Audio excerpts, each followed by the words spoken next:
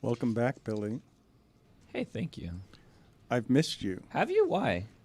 I mean, a number of different I'm reasons. not very missable. I'm not very memorable also. I'm shocked I've met to hear. a number of people that say nice to meet you after I've met them a number of times. I had this one couple in particular that we'd go over to like our friend couple's house for like all kinds of events, like pumpkin carvings. Like when you first get married or right before you get married, new couples, pumpkin carving and gingerbread houses and friendsgivings and all of those, things that you do when you're new young couples, right? Hey, Carl. So anyways, so we go over to that, and every time I'd meet this couple, they'd say, nice to meet you. And I realized I'm not a memorable person. I'm very forgettable. Still miss him? I do, and I did especially last week. I mean, I'm happy we've got him this week. I was afraid he was going to need 2 weeks off. Billy's been working very hard. What's wrong with this week? No, I'm thrilled that you're back because this week you can be our national and international pole vaulting authority for the American mainstream because nobody is more associated. There's no one in this country, I don't think, that has more fame for their pole vaulting expertise than you. And we had a dong incident, and I don't know how common it is. Earl Bell would like to disagree. I don't know. That's a famous pole vaulter. I don't know why his dong hit the pole and how often that happens, but a lot of people found that story interesting. So I'm glad we have you this week. But last week, I felt was an epic week in Marlins baseball, and I wanted your emotions because what happened? Well, the room is flat. They traded everybody. What? Yes. Again? What's in here? And the entire room doesn't care at all. Like nobody cared at all. We're numb to it. I didn't care. I went out and tried to help this team. Okay, the Marlins find a fan that could name somebody on the current roster. I went out and did the legwork, Dan. What are you doing to help? Trying to spread information. He was raising awareness. Yeah, raising awareness. Exactly. Were you telling them the names of the players on the team? No, because I didn't know them. Okay. I'm going to play that video here to lead the show because we failed with that video. Tony succeeded. Tony did his job very well, but I did not run long and hard enough with the idea that we wrecked an entire kid's childhood fandom right there on television, and didn't even address it. Just steamrolled a kid in an Arbetters who was just there to love baseball and have hot dogs with his dad. Literally. And then he gives us 3 wrong answers, and damn it, that all of them deserve to be right. When he hit us with Avocado Garcia, that kid's got to get the $20. Yeah, well, 3 strikes, you're out, Dan. I had to rip the 20 from his little hands. You stole money from a child? No. I gave him the $20. I put it on the table. I said, hey, kid, if you can name me a current Miami Marlin, this $20 is yours. And again, in kid math, $20 is like $1 million. I'd argue that exposing that child to Avocado Garcia is worse than trading Avocado Garcia Billy, away from the child. I'm going to play this video for you, and you tell me. We did not do enough with it. We need to lead the show with it. I don't care what happened at the Olympics.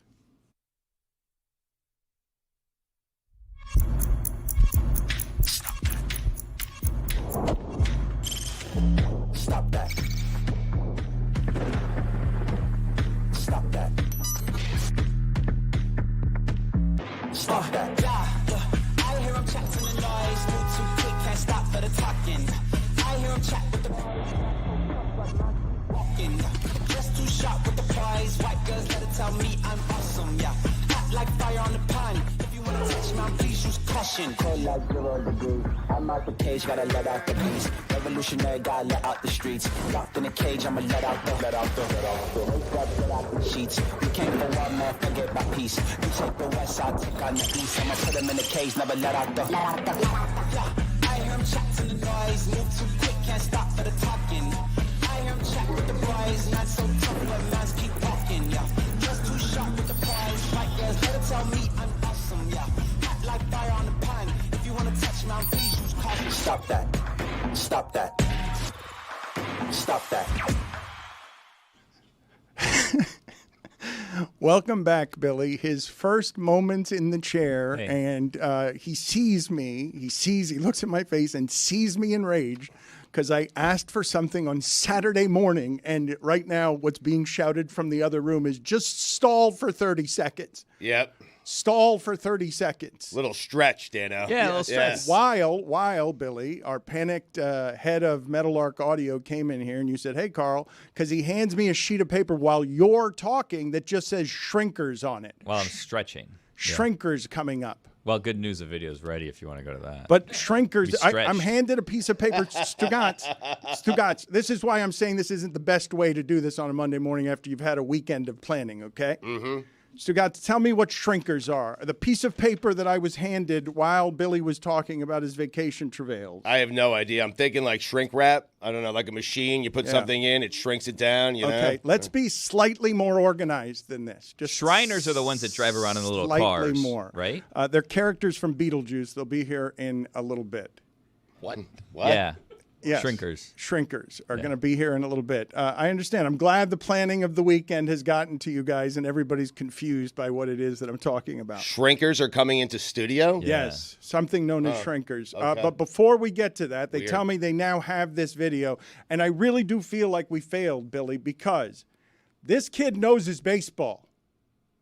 This kid is there with his father who does not know his baseball. His father didn't want any part of Tony's trivia game, shrunk it up. He said, he's a Yankee fan. I don't know anything about the Marlins. I don't even want your $20. The kid wanted to play. The kid kept swinging and missing and just had a bunch of adults laughing at him. I'm telling you, we wrecked a kid on television the other day. Kind of like the Marlins. We just steamrolled his fandom and him and didn't even bat an eye. Billy, look at what happened here to this poor kid because this kid knew what he was doing. Here we go. All right. Name me a current Miami Marlin. Jorge Soler. No, Nope. That was last He was year. traded. He was traded last year. Last Brave year now, I believe. Yeah. He got traded. Yeah. Jazz Chisholm. No. Jazz Chisholm. Your dad's pretty happy One more. about You him got now. 2 strikes. You know how baseball. 2 strikes. You got one more strike. Avisal Garcia. Avisal Garcia. Judges? No. Strike three. Strikeout. Rip that $20 bill away from that table. One of the worst Guys, I am so contracts sorry. in Okay. baseball. Avisal Garcia. So we've got Stugotz, Man. this is what I'm telling you. So close. We aired. We're reckless as a show. Mike Ryan last week had the take of the week for trying to defend his fragile 4-year-old daughter from the crying of a tennis player. And we just took a kid's fandom and we ransacked him. And here's the worst part of it. Like, his father's right there, and you could see the disappointment on his father's face. It reminded me of being bad at math, and old Poppy would just start screaming at me. Like, look at the disappointment on a father here who he was ready to be proud. That's what the Marlins do to their youngest customers. Now, it's our fault because we're a virus that carries it. But we wrecked that kid, Stugotz. Yeah. How about the dad help him out? I mean, He couldn't. sit there. He He tried. couldn't. He tried. The kid was better. He said, "What about the second one you gave me?" And his dad led him right into the bear trap. Do me a favor. Avisal Don't be Garcia. disappointed with your kid when you can't do it yourself. What's this kid up to? He doesn't follow Craig Mish. He doesn't follow Jeff Passan. He doesn't know what's going on with the Marlins. I mean, it's on the kid. The dad should give him $20. Stugotz, hold on for a second. Don't be disappointed in your kid if you can't do it yourself. I don't know how you are as a father this way, but I would imagine if your fatherhood was anything like your sports criticism, Right. that you would be exactly the father who would criticize his child for or expect more from his child on something he himself could not do. I'm just saying my kid would get it right. If you asked Rachel to name a Met, she would be able to name a Met, a single Met. That's all I'm saying. Like Dad, honestly, don't be disappointed. You can't give Tony the answer, and you can't help your kid out. So don't be disappointed when the kid chokes under pressure for $20. By the way, that looks like a great sandwich shop. It really Well, does. it's a hot dog Hot place. dog It's stand. a Hall of Fame God. hot Or better. dog place. Oh, looks so good. In fairness, Avisal Garcia is still on the Marlins payroll. Like, they just DFA'd him. Yeah, So, but- like, I feel like he's still collecting checks. I mean, Well, I think we got some stuff wrong because Soler wasn't traded, right? He left as a free agent and then he was traded, right? Yeah, he he- left as a free agent. So we got that wrong. It's hard to keep track of. He was traded last week to the Braves. Yeah, he was traded We were at the we were on deadline. top of that. No, I know, but I'm saying that before that, crazy deadline, huh? Yeah, a real Cool. fun deadline. yeah. Very exciting. we didn't talk that much about it. You weren't here to enjoy baseball with us. I wasn't, and I would just see the Marlins players getting traded. I was surprised, honestly, and this is going to sound bad with all due respect to the Marlins. I was surprised that they were able to move a lot of the pieces that they moved and get back in exchange what they did. They seemingly rebuilt their farm system, which we've heard a number of times. So we'll see No, this time, but I trust this guy more to do it. Why? Do you not? No. Why? Well, just because the Rays. He's been here 5 minutes. I mean, I'm trust sure Peter Bendix is a great lad and all, but I don't know him from Tom, Dick, or Harry. I don't know if he knows what he's doing. You were just excited about this 2 seconds ago. No, I'm not excited. I was surprised they were able to move as many pieces as they did, and they were able to get as many caliber prospects back that they got. For who? Back. Who surprised you? That Puck? Because I've told you I don't understand. The baseball has become so fast evolving, Stugotz, that a left-hander like Puck, to me, I watch him pitch, and I'm like, nobody should be able to hit that. But he's got control issues. Like, who were the guys that you had that you were surprised they were able to get anything back for? On the flip side, I was kind of disappointed that Bell went, and we didn't really get anything for Bell. They just kind of took salary for him, maybe a player to be named later, because they were just trying to get rid of his salary. I saw a thing the other day, and I don't know how accurate this is, but I'm going to tell you as though it is accurate, that the Marlins pay the second most amount to players not on their team. I think only like the Yankees were higher than them. So the Marlins are paying close to $60 million in players to not play for the Marlins. And I think that their salary is like $14 million for players to play for the Marlins, which isn't how you want to do it, typically. Well, but Billy, this part's funny, right? And this is where I missed you, because the appalling mismanagement of this franchise that now gets another cleanup. Avisal Garcia is one of those pieces. They're paying him a ton. He was terrible here. He was just truly terrible here, but they skate on all of it. Like, there aren't any great.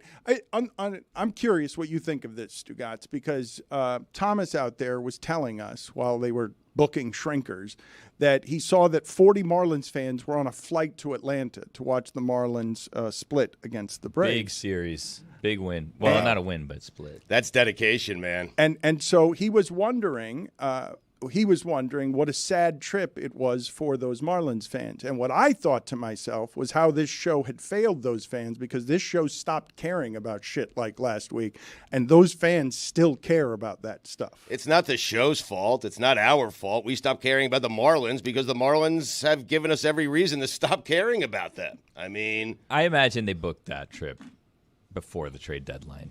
I don't think that they were inspired by the trade deadline to go to Atlanta, per se. But, hey, I don't think they've lost a series since the All-Star break. They're getting hot at the right time, the Marlins, right now. They have a split against the Braves. Watch out for the Braves. May miss the postseason. Just mark my words. May miss the postseason. Weren't you jealous? Weren't you jealous of Roy getting to win the Stanley Cup, Mike getting to win the Stanley Cup, Mike getting to the finals again and again, with Jeremy winning the Summer League with the Heat? It's about time for your team around here.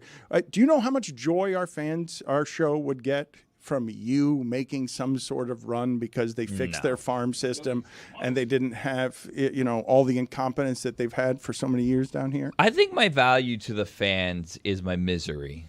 I think that they enjoy me suffering more than they would enjoy my happiness. Agreed. I think they'd want to see me get frustrated. They'd want to see the fire sale Billy. They'd want to see the one that's trying to get Lewis Brinson into the All-Star game, a career regret of mine. They want to see these things. They want to see our team suffer because suffering is more entertainment than success. Well, this is the thing, though, and Stugotz, Billy has become an extraordinarily popular character in this world, and he knows better than I think anyone around here in the cruelty of the internet. He will not give them any vulnerabilities. Like, I can't get a public care out of Billy. Does it suck that Jazz hit anything 8,000 home runs as soon as he went to the Yankees? Yes. Was I happy about that? No. I was happy for him, I suppose, because we made a date to go to the Bahamas together, which still hasn't happened. Was I happy to see him hit 2 home runs in back-to-back games? No, I was not super happy about that. No, it didn't make me happy. I was getting texts as if I was a member of Jazz's family the day that he got traded. Everybody was telling me, Jazz, Yankees, Jazz, Yankees, Jazz. It's like, I got it. Leave me alone, okay? Yeah. On vacation. The timeline here, maybe. You were getting pelted on your vacation. Yeah, everybody talking to me about Jazz and how great Jazz is doing. I'm happy for Jazz. I'm so happy for Jazz. Not happy for me. Right, but you weren't happy watching him hit home runs for the Yankees. No. Right. No, I wanted it. But you're happy I feel like he's hit as many home runs for the Yankees as he did for the Marlins this season. He's got that. We gave that short porch needs to be banned. Don't even get me started it's on unfair. the short You're porch. right. It's ridiculous. Yes, it's ridiculous. Jazz was down here saying it was going to be a 40-40 guy, right? It's like, dude, let's be a 15-15 guy first, okay? Like, enough with the 40-40 stuff. I love Jazz, but Let's 15-15 first. And let's not try for a home run every time. Now he can. What is the wall out there in Yankee Stadium? 270 feet? It's been that porch ridiculous. forever. It is. It's ridiculous. They brought it right built out a new stadium, and they still built that little cheat wall out there. It's absurd. It is an unfair advantage. You have to question all the Yankee records. No, it's You great. do. It's I great. would go You back really in the do. record right. book and You're do so it. right. You really need to. It is the most 1950s thing there is anywhere in baseball. Because the fact that they Jazz- insisted on keeping that a short porch in right field. Back before medicine, back before players were 6'9", 250 pounds. Back when Roger Maris, Stugotz said that last week. How's he not in the Hall of Fame? Because he had that one season with the short porch where every fly ball goes right out of the park. Here, Jazz was constantly trying to hit home runs, and it would go to the warning track. And it's like, Jazz, just get on base, run around, steal bases. Like, enough. You don't need to be trying to. Now he hits the ball the same distance. It's in the upper deck in New York. It's ridiculous. Correct. That's wonderful. No, it's not. It is. It's ridiculous. You are funny though in how you just casually say the Marlins are paying other players to play Like to 4 play for times other that they're teams. paying them to play for Well us. said by me. Yeah, nailed it. The Marlins I got are you. paying other teams and designating for assignment a bunch of salary. DFA. Yeah. The other team might be good. I mean, Well, Did you see that Josh Bell home run, Billy? Oh my god. that hurt too, right? Scorcher. What a weird start to that game in Pittsburgh the other day, huh?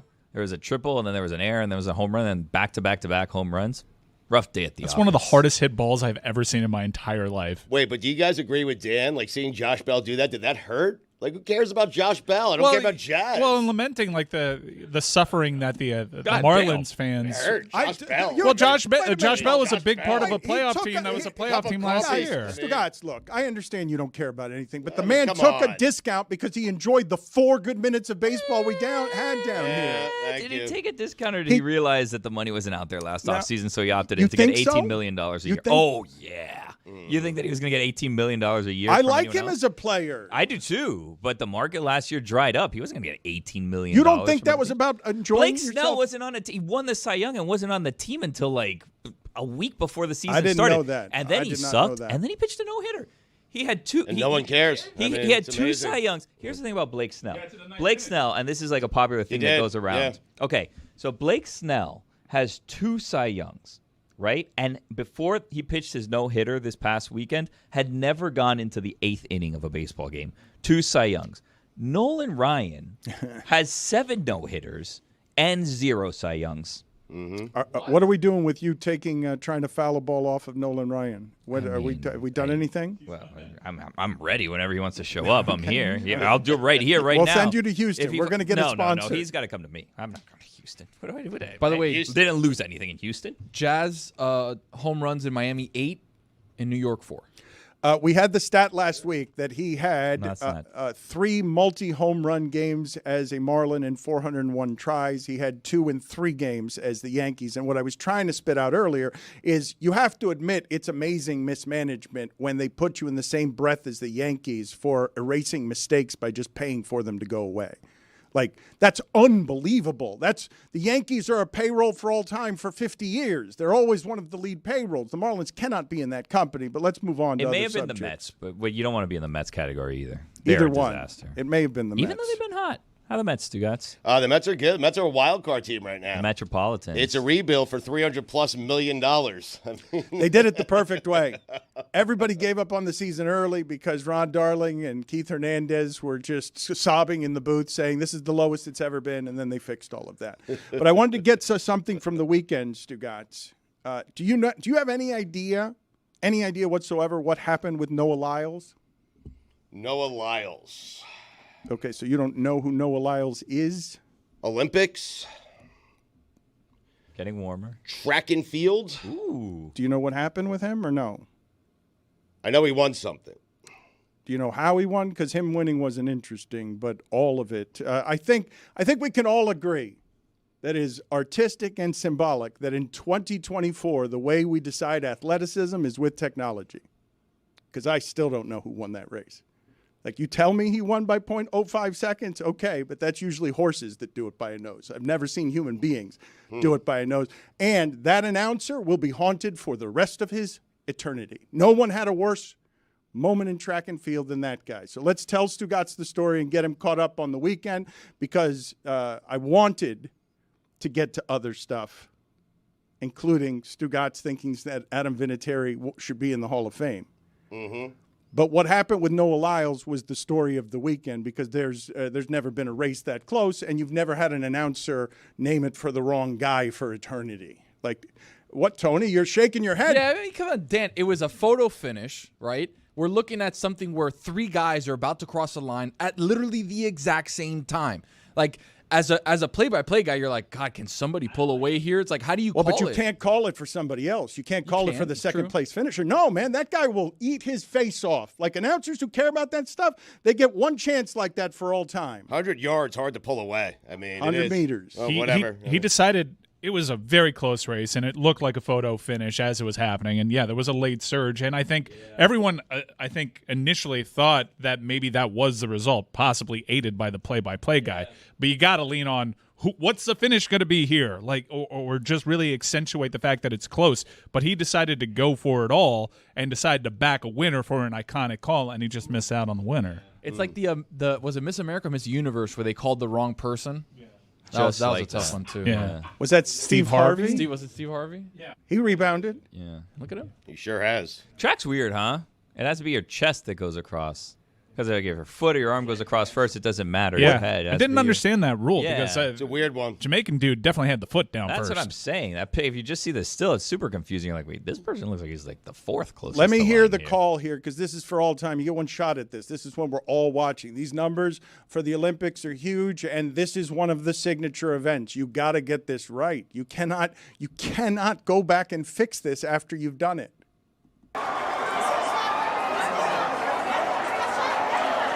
Thompson.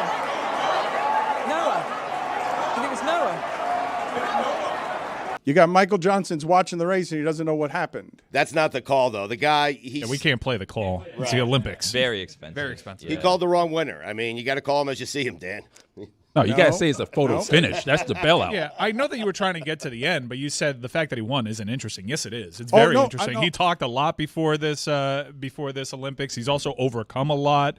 Now he can walk around the Olympic Village and taunt Team USA basketball until they do their job. It's pretty interesting. He's the world's fastest man. So forgive me. I spoke too fast, if that is what I said, that it wasn't interesting. I just think that the announcer in that moment is ravaging himself because of how hard it is to do that. And I do think in that moment, to the degree you've been paying attention to Noah Lyles for 4 years, you did see for half a nanosecond some kind of humility right after the race when he wasn't sure he had won, and he was he wasn't sure he had won. He did not know he had won. And so you saw humility from somebody a lot of people wanted to see humbled. I was watching the very start of the pre-race stuff on mute, and that alerted me to change to the audio, but it appeared like he was mouthing to himself, "This is my moment,"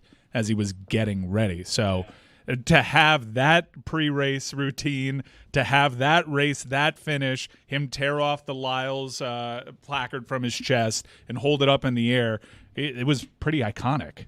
It's cool, but I can't tell you how many times before track meet I said, this is my moment, and I know I did the meet. Happens all the time. Every athlete that's out there is like, this is my Olympic moment. Oh, I can't wait. Oh, I'm going to show the world. Oh, no, I hit the bar. Oh, it's done. I'm eliminated 5 minutes after I began. Time to go home in shame. Why did I fly to Paris? Why am I sleeping on a cardboard box? It's all of them. It's all of them start the race thinking that, correct? But I think one of the things that's interesting about Lyles winning is he represents maximum American athlete bravado, speed division, where wide receivers in football and track stars, you better be the most confident person in the world. And in that sport, they're showing it to us all the time. There isn't a lot of fake humility in that sport. Those people have to be hugely arrogant, and he's as arrogant as we've ever had. Like, there were a whole lot of people rooting for him to lose because that doesn't feel like sportsmanship. But in track and field, who cares about sportsmanship? Like, and this is where the Olympics get wrapped up in the flag and how are you representing our country? But you can see what it means to these athletes, even the pros, where Scheffler's crying and Djokovic is going crazy. Like, you could see that it means something to these people to still play for the country. Stugotz, it is the coolest thing when sports is the best of us, right? Like, these are hugely divided times. Like, the Olympics, a lot of times, have a hell of a lot more politics than these have in them. And the athletes are representing us like they really deeply care about representing their flag and their country, a country that has made it hard for a whole lot of people, including black people. Doesn't it warm your heart to see the reaction to this Olympics? It's harkening back to a bygone era. Olympic ratings kept going down. They were in a free fall. Everyone was talking about how live sports were in a free fall, and now they've bounced back in a major way. These are major talking points. People have been galvanized by what they see on the TVs. These are massive numbers. I mean, 35 million people gathering around the tube as a family to watch Team USA. That's something that was happening when I was a little kid. I'm so glad that it's back. You had a day over the weekend where it felt like a regular sports day. You had Scotty Scheffler. You had what felt to a lot of people like a major. It wasn't, by the way. Scheffler would give that gold medal back for a green jacket tomorrow. Really? Okay? I want to talk to you about the golf because it was happening at the same time, and we kind of had to make a decision. You had them on both screens because the golf, you had players that were in top form, and the tennis, while Olympic tennis isn't really height of the sport, the rules are a little bit different. That was, in terms of pure tennis being played, yes, one of the all-time matches, because it's not a five-setter, it won't get the attention, but every point in that match was an absolute war. And Djokovic, to do that at his age, with a knee injury, he almost retired during that Tsitsipas match because he couldn't move. It was visible. For Djokovic to do that in the face of a dude that is so on right now, that was... This is, I guess, the Dan Le Batard Show drinking game, coming for his stuff in profound ways.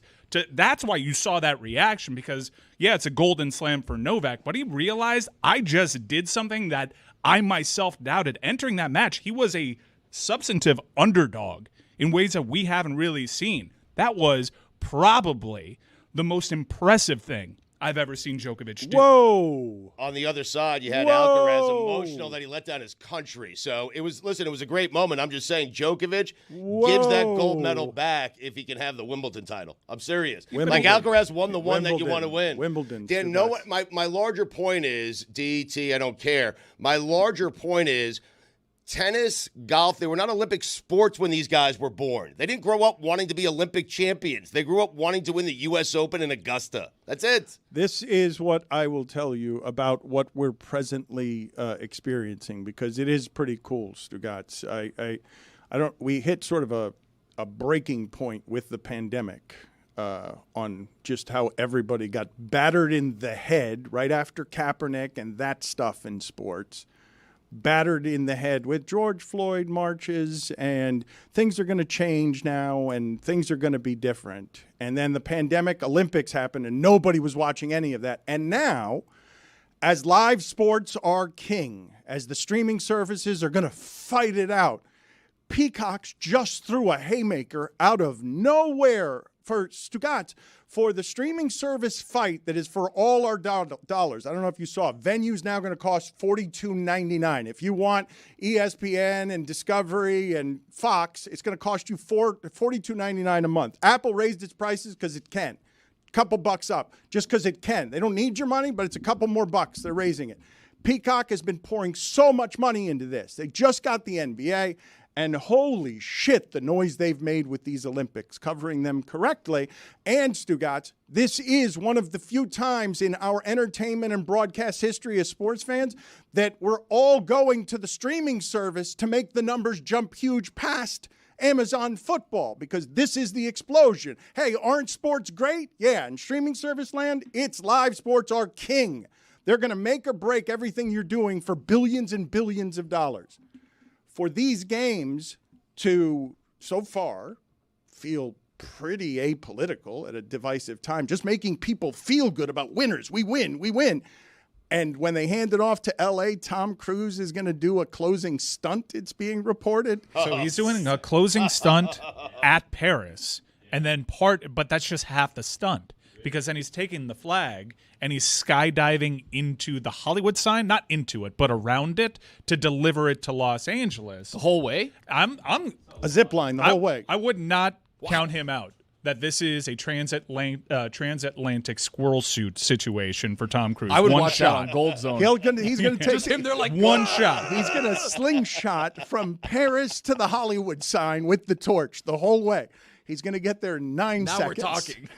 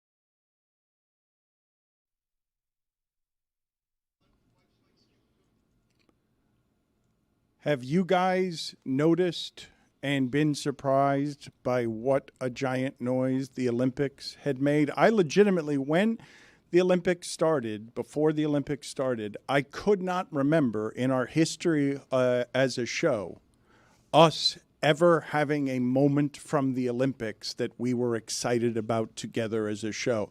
I don't remember at any point in our history this America being the America it used to be, which parents gathered around televisions with their kids to root on America because America was great, because we were better at sports than everybody else. And I've legitimately been surprised. I don't know if the pandemic screwed me up. I don't remember us covering 2016 in a way that, like, what are the memorable moments that this show has ever had with the Olympics? And if I go back and say, give me a moment from our entire time talking about we this. talked a good deal about the Redeem Team, and that was around LeBron, Big Three, Heat, Wade, looking as good as he did, LeBron with the Slam magazine covers in his hand. So Redeem Team, I think we talked about. So Olympic basketball, probably. Michael Phelps captured the nation. Phelps also happened in there. There you go. That's one moment. Who was the other swimmer guy? Oh, Ryan Lochte. Remember Lochte? For the wrong reasons. Like, you loved him. Yeah. You loved kind Lochte. of a dum-dum Lochte. Respect. Come on. Wait a minute. Wait a He minute. was He's a Florida Gator. He was a little bit of a dum-dum, right? Is it? That's fair to say, is it not? Okay. I think he's dumb? No, I didn't say he's dumb. Just a dumb. Yeah, there's a difference between a little bit of a dum-dum and he's dumb. I think he leaned in. I think you're good. Yeah. He leaned in. Then he said, yeah. Wasn't that his thing? Here's a reality show too. Like, was it like Looking for Lochte or something? Yeah, and he was on like The that? Traitors on Peacock. Full circle. I don't mean to make you feel like you're bravely going past the woke. But if we've arrived at a place in language where I can't say that Lochte's a little bit of a dum-dum, you have taken away my American freedoms in a way I will not accept. Everyone knows Ryan Lochte's a little bit of a dum-dum. That was his brand. But you said But a fun dumb. But you said, okay, put it on the poll, please, Juju. Was Lochte a fun dumb? Or a dum-dum. A fun dumb. You said kind of a dum-dum, respectfully. And last week we were arguing about, with all due respect and no offense, being things that you say on the front end of something that end up turning into the opposite of what it is that you intended. You did it back end. You said kind of a dum-dum, respectfully. And I don't think you can say that. Why? Because that's never respectful. You can't say kind of a. He's an American hero. I'm not saying. I mean, not like our firefighters and our police officers. Those are different. And our types of teachers. heroes. And he's saying teachers, kind of. He's not calling him a full dummy. First responders and military. Yeah. Yeah, who could forget? I mean, there's different levels of hero-dom. Yeah. Dumb. Hero dum-dum. Yeah. Well, that is what Ryan Lochte was. He was a hero dum-dum. Respectfully works in both ways. You can have it pre-sentence and post-sentence. Respectfully works both. You got to put it on the front Respectfully. end. No, respectfully, you got to put it on the front end. You put it on the back end, you've already insulted, and now you're just softening what you know is an insult. It is. He did the respectfully because he got scared of the woke. Well, I didn't intend to insult him, right? I mean, I guess I'm asking myself. I know I didn't Kind of a intend to insult dum-dum him. is never a compliment. No, it is like a little, No, it's not like- just like a little silly because goose. you say it is. No. Yeah, no, it's like a little silly goose. You think What about fun Lochte dumb? would say thank you? I mean, Lochte? yeah. I think he'd agree. No? Really? Yeah. That he's kind of a dum-dum? He's, just, Keep getting you guys, smaller. you Keep know getting what smaller. You know what I'm talking about. You guys are pretending. You don't know. No, you guys. What do you mean? Come on. You guys know what I'm talking about. You're pretending that you don't. Okay, I'm sorry. I think he's dumb as rocks. Whoa. Attaboy. That's too far. Respectfully. Just Yeah, say it. respectfully. I mean, Yeah. I mean, he made it. American hero. Made Again, a whole not cur- like he the made a whole first economy responders. around him being dumb. Smart. That's like. That is actually kind of smart. Yeah, I'm not gonna. I was gonna give a comp, but I'm not going to because then I know what you guys are gonna do to me, and I'm not gonna fall for this trap today. Put Not it on the gonna poll. compare him to Gronk. Put it on the poll, Juju. What? Dumber than a box of rocks. We have a Simone Biles update. She fell on the beam this morning. I saw that before I left for work. Her and Suni Lee both fell, and so failed to medal at the beam. And now in the floor routine, Rebecca Andrade from Brazil Yeah. A rival, a longtime rival of Simone Biles, has taken the gold. Simone gets the silver. Rebecca got robbed of winning the gold for the vault. She did. I don't want to say this. Like, I love Simone Biles. I do. I really do. All right? I get how great she is, the athleticism. She's amazing. Everything she's been through, I get it. But she won a gold on the vault for simply being Simone Biles. Respectfully. And Rebecca Andre, whatever her name is, this Brazilian. Here we go, respectfully She as well. is so good. Here's what I like with the vault, Dan. I need you to stick the landing. I don't like any hops, okay? And Simone Biles hopped on both her vaults, and Rebecca like did 12 not. and a half feet in the air. I don't care how high you jump. I don't care how many twists and turns you do. You need to stick the landing. Rebecca stuck it twice. Oh, my God. Simone did not. I'm telling kinda you, with him. Dan, I'm telling you, if Rebecca, okay, if she does the same vaults as Simone Biles and Biles does Rebecca's, you know who wins? Biles.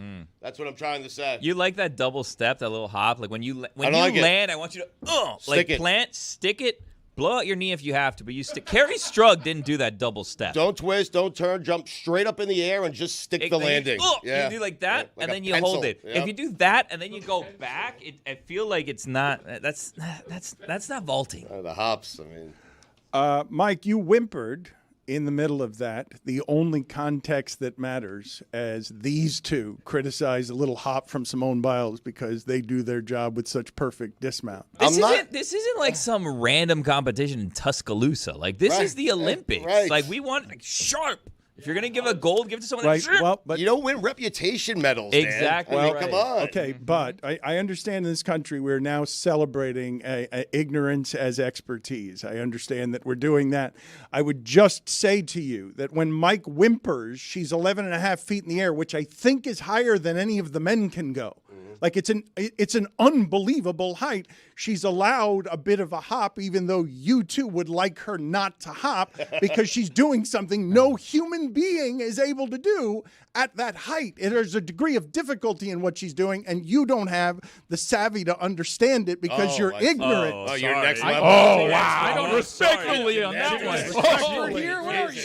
Respectfully, I am not. Bark on her. I mean, Jesus. Okay. Respectfully, I don't know these things either. I need social media to explain it to me because in gymnastics, they're not all going at the same time. It's not like a photo finish. So it's really hard for me to understand how much higher and how much more difficult Simone's routines Which is are. why the hop is so key. If there's no hop, Right. no hop. Yeah, but if if- there is a hop, then there's a hop. But what I'm saying is Correct. if they're going at the same time, you can see how much more difficult her routine is and how much more air she is getting. By the way, breaking news update, Jordan Childs has won the bronze medal in this. So it goes Andrade, Biles, Childs, 2 Americans medal in this event. Gymnastics is corrupt, right? All right, Andrew Siciliano is here. We will ask him that question and more in a second because he's our Gold Zone correspondent. He's very busy. You can ask him just that, Billy. We're talking about the second best individual gymnast in the world. It's not like she's not deserving. She jumped high as well. She stuck her landings. That's all I'm saying. Okay, you can take this. You can take this to Siciliano. The rare public ally that can't pronounce her last name or even refuses to attempt to. No, it's fairly amazing what just Stugotz is doing, and now sits back in his chair, pleased with himself, knows so little about God everything forbid you he's call out talking about. Simone Biles. I mean, geez, I'm not saying anything bad about her. I'm just saying the other one got robbed. No That's one all. person is above the sport. That's all we're saying. No, Right? she is literally. No, she's physically, literally above the sport. Yeah, but Right, she hops when she lands. Yes, okay. We'll do this with Siciliano right now. He will give us his expertise. Stugotz is criticizing. He is criticizing Simone Biles for hopping at the end of a routine, and is generally saying she should win first place at everything. So Siciliano, Simone Biles, giant tragic failure today.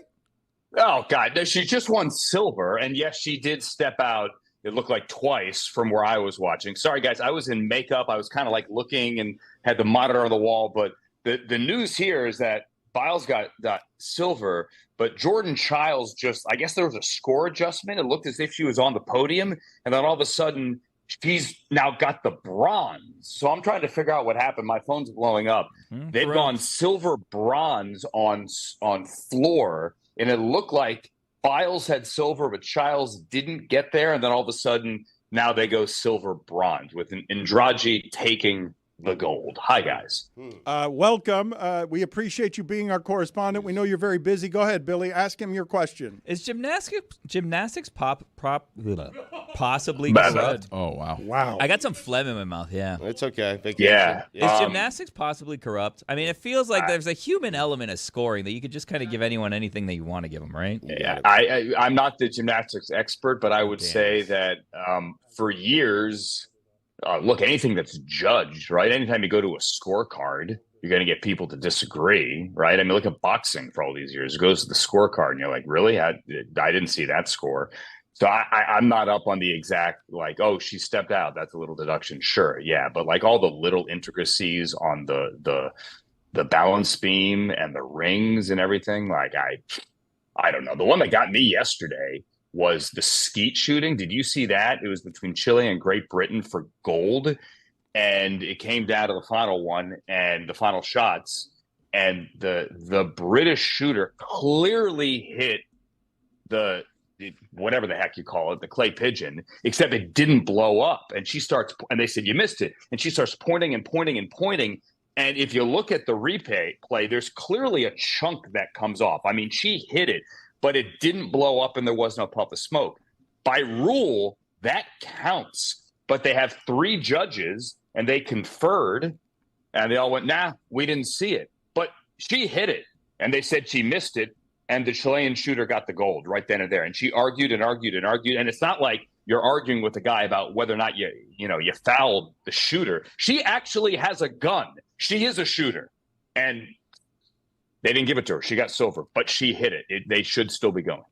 Stugotz, do you want to take up your criticism of Simone Biles with Andrew Siciliano? I'm not. What's your criticism? I'm not certain if you watched the vault over the weekend. I did. Simone was great, but I don't care how high you get. Okay, I don't care how many turns you do. For me, it's important that you stick the landing.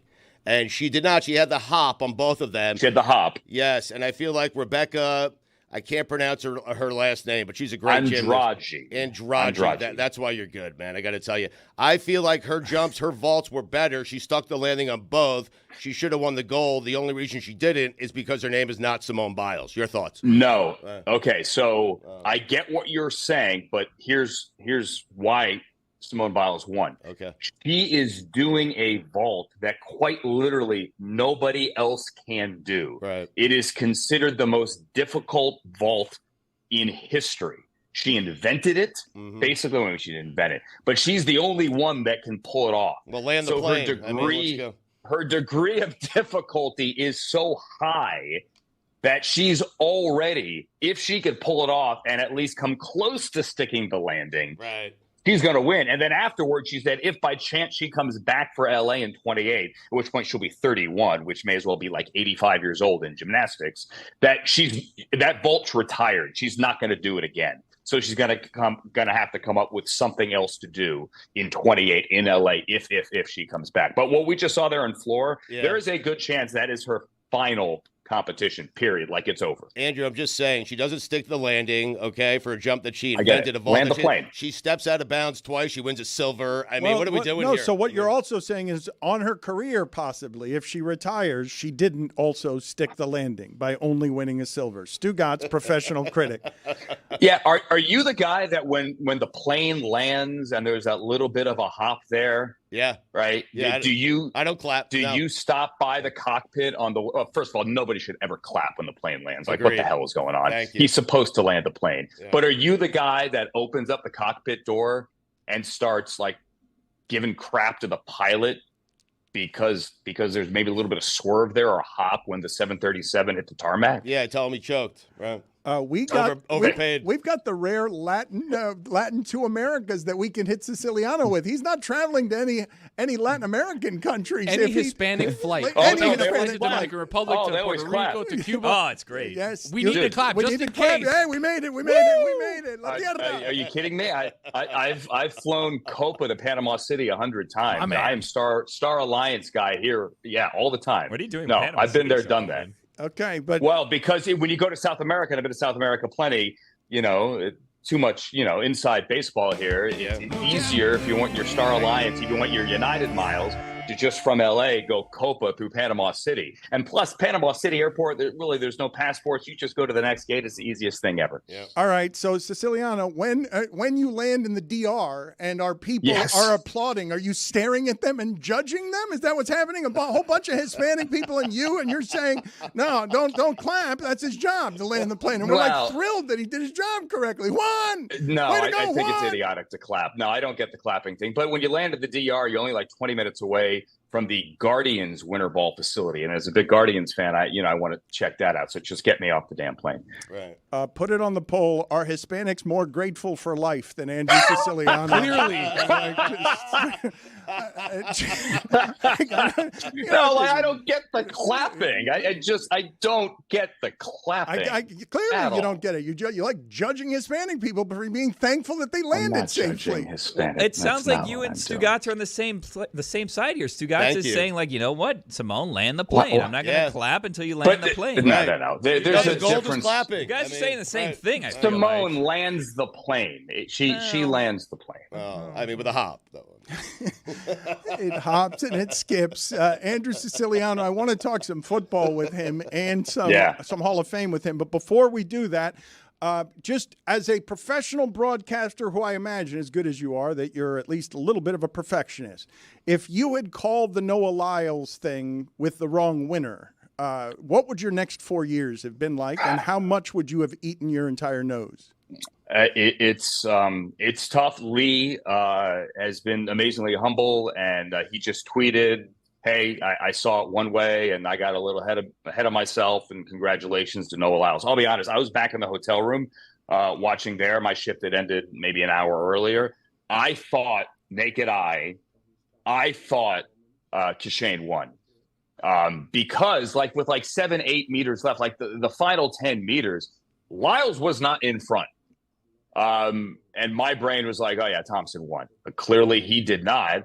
But I feel for him. It is tough. It's not like, let's say you're doing football play-by-play and there's, throw to the end zone, guy goes up, and then I think he caught it, right? But you're just waiting. You're waiting for the official to put his hands up. And my eyes go right to the official. This was not like that, right? Like it was so close. He called it like he saw it.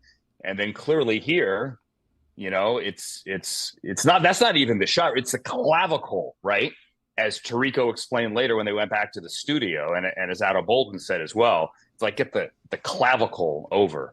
But that's how crazy it was. Like you're 0.005 away, and you're from the fastest man on earth, and you're finishing fifth. Andrew, does Scotty Scheffler trade the gold medal for a green jacket? I mean, he got both this year, right? I know, but for another one, yeah. Well, he's got 2 green jackets and 1 gold medal. No, I wouldn't. Really? I wouldn't. He's already got 2 of the other ones. You wouldn't, but he would, though. Did he say that? I mean, that's the pinnacle of the sport. It's not the Olympics. He did not set out when he was sitting there in a driving range when he was 7 years old by himself. Yeah, man, you why are all the kids were buzzkill. I know I'm an Olympic buzzkill, but listen, he's 7 years old. He's on the driving range. All his friends are, they're running around the neighborhood. They're creating havoc. They're going. Good humor truck pulls up, and he's still sitting on the range, hitting ball after ball after ball after ball. Did you what see he's the thinking tears? is not gold medal. Yes, but if they play the national anthem after Augusta, you would also see the tears. They don't, though. They just put on a green jacket. I mean, it's a weird moment. You're the guy that says the tears are fake.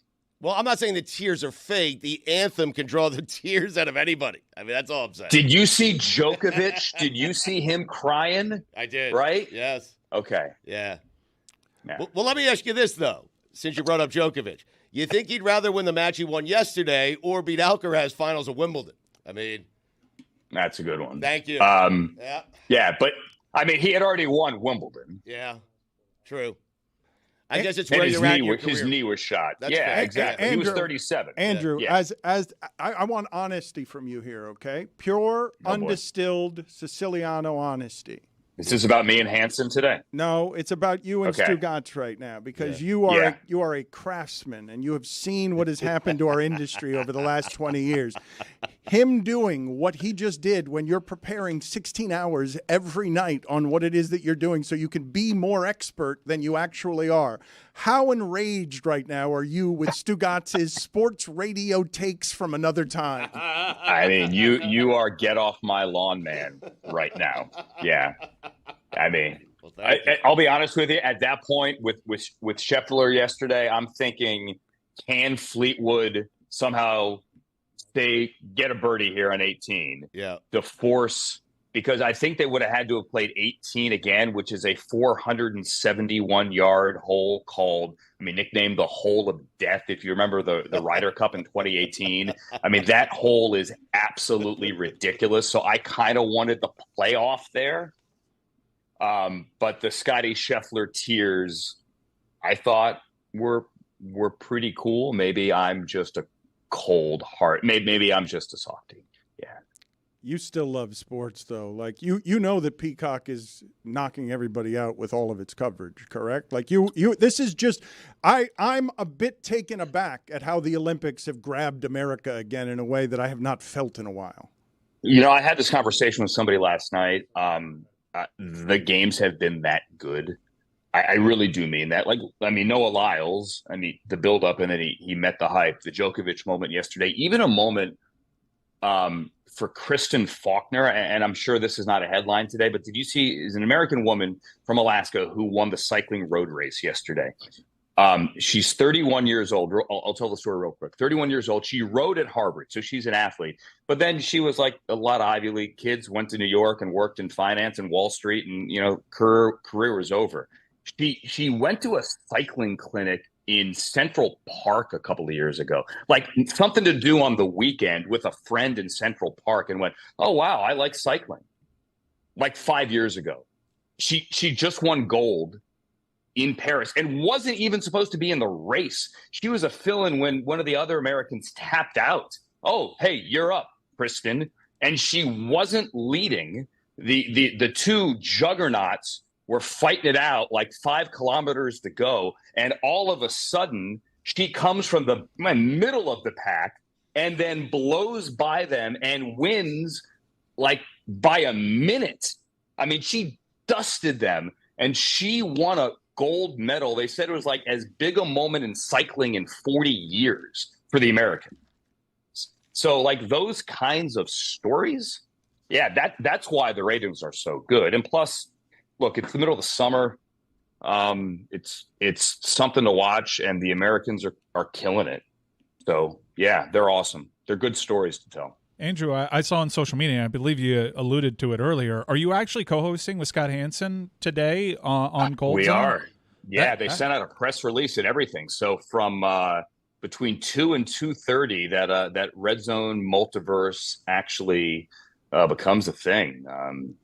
Like Ron Burgundy and Wes Mantooth, except no tridents, and we're going to be together in the studio. And I think we're going to do 30 minutes. Who knows? Maybe if it goes well, we'll do an hour. I don't know. But right now, scheduled for 30 minutes between 2 and 2:30.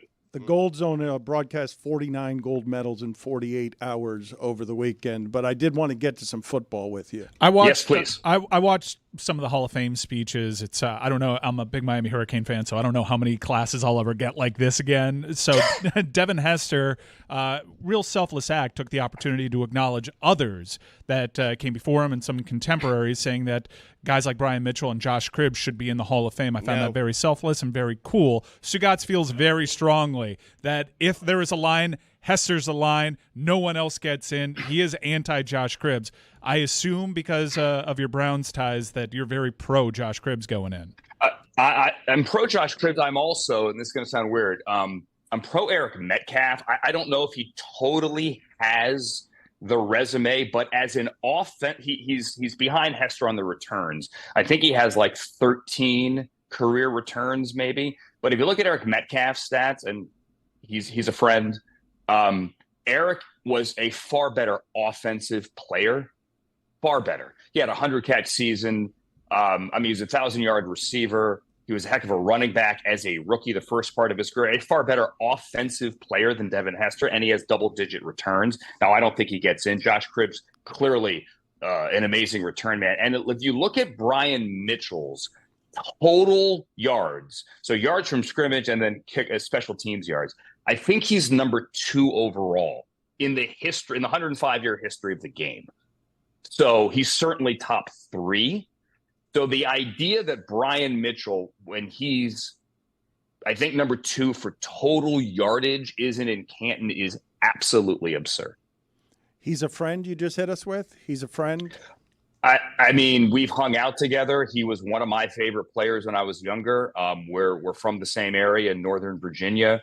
Are we besties? No. Do we text? Yes. I think I'm team Eric Metcalf here. I feel like you're biased. I feel like you're compromised. You're compromised here. Your expertise. On Eric Metcalf, I am compromised. Brian Mitchell, look at the stats. Look at the stats. Andrew, thank you for being on with us. I just want to, because these guys are at the height of broadcasting, and after his usual 3-hour shift on Peacock's Gold Zone, he's going to join forces 2 p.m. Eastern and co-host with his longtime rival, Scott Hansen. But before you go, I just want to know if you've ever started an interview being asked a question this poorly. Is gymnastics possibly crud? Oh, wow. Wow. I got some phlegm in my mouth, yeah. In your history, So in your broadcasting history, have you ever, again, Billy, please, ever heard anything as a first question as poor as this? Is gymnastics possibly crud? Oh, wow. Wow. I got some phlegm in my mouth, yeah.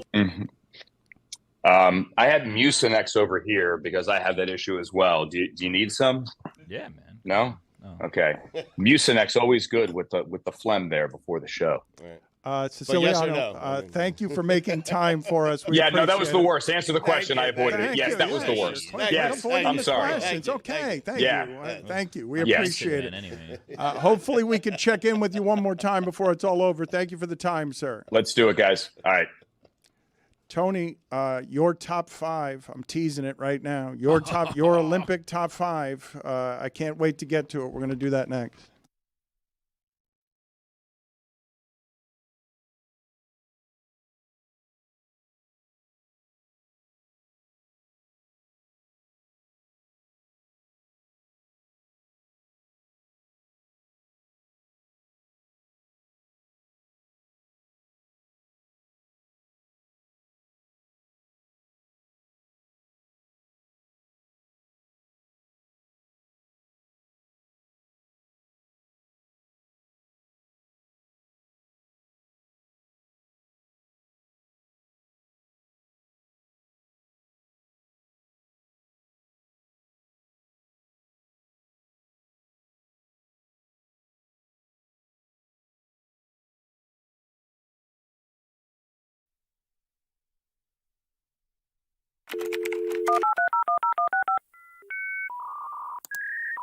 Today's throwback guest is a former NFL linebacker. Probably know him better as Apollo Creed from the first 4 Rocky films. It's Carl Weathers on the Dan Le Batard Show with Stugotz. How much steroids were you guys using on the set of The Predator? You guys all got huge. Jesse Ventura, Arnold Schwarzenegger. So I start out with a tough sports radio question. You guys were packing on, slathering the human growth hormone, no? Dan, come on. What a question, man.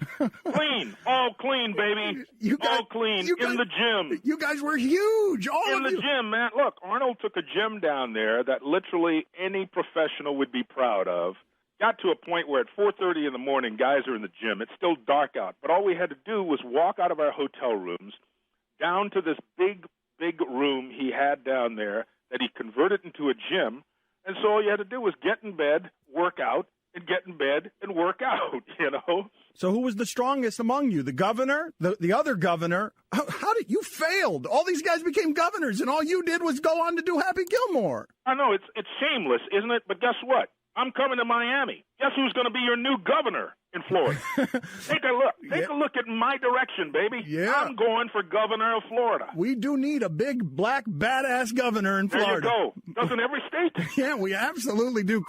Top 3 lines. I want to do this in order. When you're walking through an airport, the top 3 lines Carl Weathers gets shouted at him. Let's start with the third most often. The third most often line you get shouted at you. Yo, Adrian! Don't ask me why they shout that at me, but somehow they love doing that. That's not right. That's not. Hey, I didn't think so either, but what can I say, man? It's like they're confused. Number 2. Number 2 would be, hey, Dylan, you put in too many pencils. Well, wait a minute. Number 2. But those aren't your lines. I know, but you know what? They remember Carl Weathers as Dylan in Predator, so they become Schwarzenegger, and they love saying, yo, Dylan, you put in too many pencils. You son of a bitch, Dylan. You son of a bitch, Dylan. Yeah, there's another one. What about number 1? Number 1 would be, ain't gonna be no rematch. Ain't gonna be no rematch. Right. Then they talk to themselves and say, don't want one. Best Rocky movie ever, Carl Weathers. Best Rocky movie ever.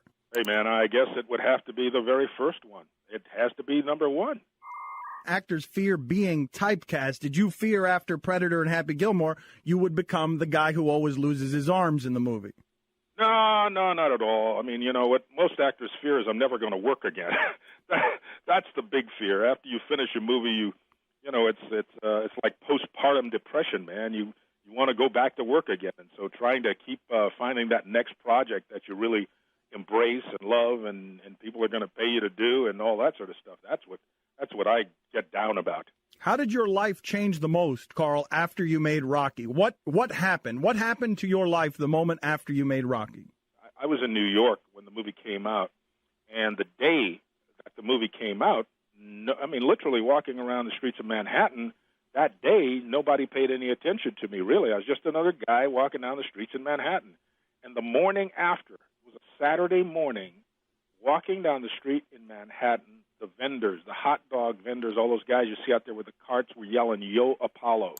And that's shocking, you know, to have a movie have that kind of impact.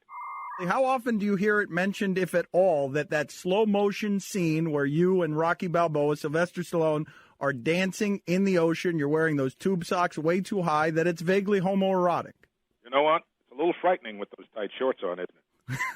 I'm frightened just thinking about it. So this is not the first time you've heard that allegation? No, in fact, we designed it because we were in love with each other. You didn't hear that? You never heard that, huh? No, that's Well, you got it here. You've got the first of any of this. I'm telling you, and only you. You fell in love with Sylvester Stallone on the set of that movie. That happens so often in the movies where the co-stars fall in love with each other. I'm telling you, it was a love fest. It was a love fest. You know, it was the beginning of a beautiful relationship.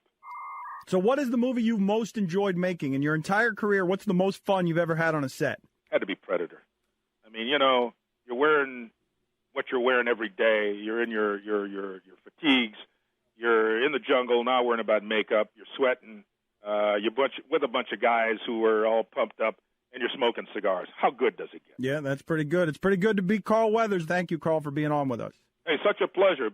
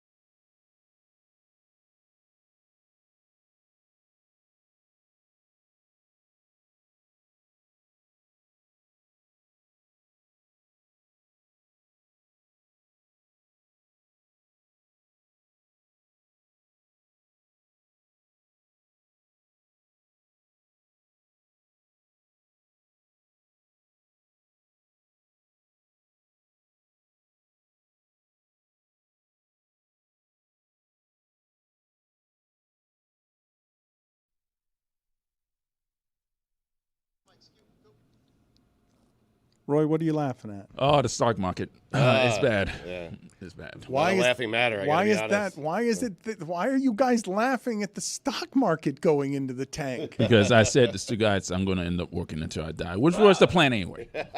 Sounds like it's time to buy. It is. It's a great buying opportunity. Seriously. It is. Hold me now. I'm 6 feet from the edge, and I'm thinking maybe 6 feet ain't so far down. How can you buy with no money? That was beautiful, guys. Billy, how do you feel about your question to Andrew Siciliano, and what happened there exactly? I've had better moments. Is it because it's hard to get back on this treadmill when we've been off for a week, 2 weeks, 3 weeks? I've found it hard. Like, I found it hard to get my footing back. I warned Izzy about this. Like, Izzy got on here. You got to be careful when you get back on this treadmill. You don't have the whole thing moves fast, and your tongue can get tied up. No, I feel fine. I took a swig of this this cold iced coffee. I don't know if you drink iced coffee, and it has like milk in it. So like I was drinking it, and then I noticed this morning like it said the expiration date is like 2 days from now, even though I bought it yesterday. I did a mobile order. I feel like I should have longer than 3 days to drink this like half gallon of milk. So I was drinking it quickly. I wasn't expecting to go, and then I went, but it still had like that milky residue on my tongue, and then it was back in my throat, and then one thing led to another. But we're fine. We're still persevering. You were doing the whole milk might be expired in your head. I've got to drink this fast so that it doesn't rot on me. No, I wasn't thinking it. I just drank it, and now like this morning I noticed that it expires the 8th, which is like 2-3 days from now. And normally you get like a couple weeks or whatever on milk, right? So I was wondering if maybe that's why it was extra like milky on my tongue, and why it got stuck is because it's like we're getting close to the end on this milk. So it's the milk's fault that it's close to expired and stirred up your neuroses. Well, it's not the milk's fault that it's close to expired. It's the person's fault that left it on the shelf, and then I got old milk. I did a mobile order. Did you do mobile orders ever? Oh, no. Big mobile order. You can't do the mobile order for something that to. expires quickly, though. No, but for I had milk, to. you got to go in there and get the one all the way in the back. Mobile order is a dangerous. I've wondered that too, because like you have to choose the milk. Tony's no, right. I know. Yes. Well, look, guys, if you really want to know what's happening, is that there was a sale that was going on and it was ending that day. But I could mobile order after the stores closed and still get the sales price. So instead of going in and missing out on the sale, I did it after the store was closed. I still got the price, and then I picked up the mobile order the next morning. I have wondered about that, though, because like bread, I don't know if you guys have noticed, like bread, you go into like a store and the wholesome man is there, not like, a good person, the man that sells like the wholesome bread is there, like restocking the shelves, because like a lot of these grocery stores, the company, like I guess they reserve the inventory on the shelf, so they go and they fill it in, and then they make the money based on what's sold. So I've always wondered if they stock, like they push the newer bread to the back so that you take the one that's expiring first, and then it's like one of those like dispensers that it just refills itself, or if they put the new ones in the front and push the old ones back. If you work for Wholesome, reach out to us, 786-456-4837. It's that number. That number. Where is that number? Where does I've that wondered number that go? too. I want to call it. I'm going to call it right now. All right, find out. where that Is there a goes. What is it voicemail? Is there a voicemail? I had this feeling yesterday in the grocery store because there was a stack of avocado that were about to go bad. They were very close to being ripe. It's hundreds of avocado, and I'm like, do they just throw this out every day? Do they throw out all this avocado? I had the most engagement I've gotten in anything in a long time when I just said the price of limes today is criminal. And it is. Have you noticed the price of limes? How about the price They of used to be everything? 10 The for price- $1. The price of everything. 10 for $1. Now it's 4 for $2. That's insane. The price gouging limes? Yeah, limes. I get plenty of experience stocking shelves if the stock market keeps going this way. It's going that poorly? Yes. It's real bad. I It's know bad for a lot of reasons, and everyone saw this coming. I talked to my accountant over the weekend because things are happening in Japan, Iran, all over the world. I've been fearing it for years. I took my money out of everything. There's global recession fears, even Really? crypto, which Did you prides bury it? itself You on missed out. occasionally. Crypto prides itself on occasionally being immune to these sort of things. Nope, people are capitulating left and right. What'd you do with your money? I was having a whole bunch of conversations with You have a people safe? who were telling me government bonds are the safest of things. Just get out of Boring, all Dan. of the So markets. Are they 90? So You boring. Spoke to my grandfather. So boring. So boring. Did he also tell you gold? Scared of U.S. America. Treasury like bonds? crazy, What by the way. Look, there are He thought the rapture was coming. He told me gold. matter with you? They are people who know more than I do about finances. I know, but just that the safest thing beyond all safe things is just if everything collapses, everything, all Google, Apple, if everything collapses, government bonds. Yes. My grandfather was Our a big. government's so stable right now. My grandfather was a big buy gold, and he was a huge Y2K guy. Wow. Huge Y2K. I think a large part of my grandfather, rest in peace, was disappointed nothing happened because he was so prepared for it. And the joke was on us because we were eating corned beef hash until like Obama was president. You know, I almost bought one of those disaster kits after you mentioned it. It's like the other day. $80 at They have them Costco. at Costco, Yeah, I almost got one. And I'm then going to get one now after the stock market. Can you afford it still? I don't know. So the government that's $40 trillion in debt is what you're banking on to make sure that Look, your money is good when everything what goes to I'm shit. banking. These are fair questions. How many years ago did you do this? Is it FDIC insured? 18 months ago. I mean, the crossbar, yeah, that happens from time to time. he's still the big winner, though. I mean, Yeah, I mean, it worked out for him. Big winner. Right? He'll probably get some but sort is this of a offer. common thing in pole vaulting? You're our pole vaulting authority. There's no voice anywhere in the Not in American women's. media. Right. who's the guy that won? Doesn't matter. Him. Doesn't matter. That's the thing. He's But a if big he- winner. He's the only one anyone's talking about. If he right has now. a small Yeah. penis, do you think he would trade his gold medal to have that man's All right, penis? make it fine. Was the big winner the big wiener? Go ahead. Number one. How many times are you going to do this? Trade your gold medal for blank today. I mean, I was just thinking about That's it. what you I do mean, Olympics right, time. Yeah, Would you trade X right. for Y? Right. You know? And then you see. Which morning radio show was doing this that you decided to Mike, just this is lift the- it? I would give up the Mike, gold for a bigger Mike, penis. That's Mike, all. I this mean, But he is- didn't win the Jesus, gold. I mean, This is the old war horse if I won. coming in after the Olympics with some of his finest vintage material. But it doesn't make sense half the time. He's like, do you think he gives up No, a but it's Masters? just- He it's- has no, two but already. it's- What are you talking about? Mike, you win a gold, you have a small Mike. penis. Okay, the guy who doesn't win it has a very large penis. He says, "Hey, give me the gold medal. I'll give you my large penis." Do you do it? That's all I'm asking. So you think the guy that won the medal good question. should actually Thank go you. up and make Thank the you. offer? I mean, I think you get further in life by being introduced. Hey, this is a Olympic gold medal winner. Than hey, this is a dude with a big hammer. Like, it depends. on that's the really industry. good. Depends on the Mustache. industry, but also, where but you are, like, say right. we're Good going job. OnlyFans, Yeah, right? right. I still think the Olympic gold medalist might pull in more money. No. Then there's No. hey, guys with what? big cranks are a dime a dozen on OnlyFans. Yeah, look who's intrigued. Okay, I mean, but Tony gave us top 5, and number You think 5. you're the only Joe with a big hammer? No, Mike. Number 5 was the guy who actually threw the hammer. He looks like Different guy, yeah, Pale villainous, Momoa. yeah. And number 2 was the guy with the actual hammer, who you guys just said was the big winner because he has a big wiener. Exactly. You could Nailed have it. You could have it look like a baby's arm holding an apple. Yeah. You're not going to pull more than a gold medal winner that's just flashing it for OnlyFans. So it looks like the medals haven't been distributed yet, unless I'm seeing this wrong. So like the gold medal winner has not been determined yet. So like we can still figure out if this exchange is going to happen. Before we get to the dramatic number 1, I just want to analyze for a second the idea that Stugotz is just insistent because that Fox seat is open. Skip Bayless left very quietly. No final show, nothing.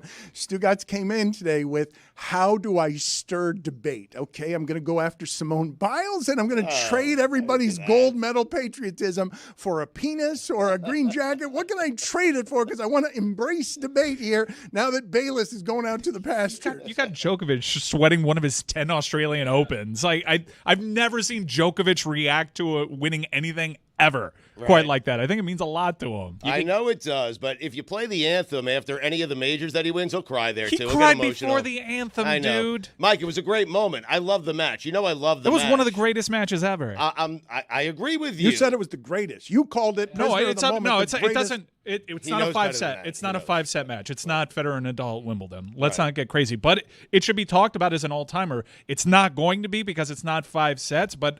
If you watch the drop shots that they were attempting in that, the tennis. I love a drop shot.